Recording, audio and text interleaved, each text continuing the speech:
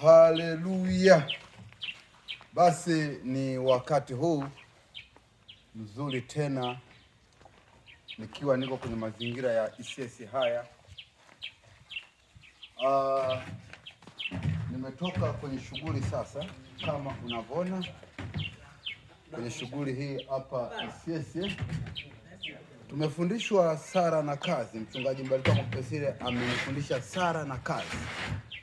Muda wengi wanatumia kwenda kwenye mabao au virabuni au maeneo mbalimbali ya starehe, lakini nami pia naenda kwenye starehe yangu ambayo ni ibada, kwa sababu kila mmoja kiko anachokipenda.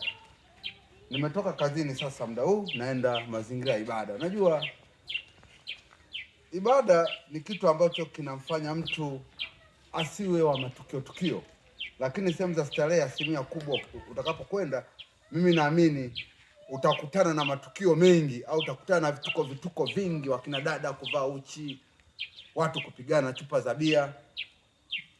Hata wewe pia hizo ni faida. Yaani watu unavyoona wanapigana chupa za bia, wakina dada wanajiuza, wakina dada wanakuonyesha makalio, maumbile yao.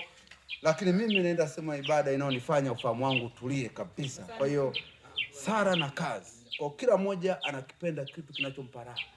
Mimi pia napenda ibada kwa sababu inanipa raha kwenye moyo wangu. Kwa hiyo namshukuru Mungu sana nikiwa kwenye mazingira haya. Natoka sasa kuelekea ibadani. Neema Bwana wetu Yesu Kristo iwe pamoja nawe. Amen.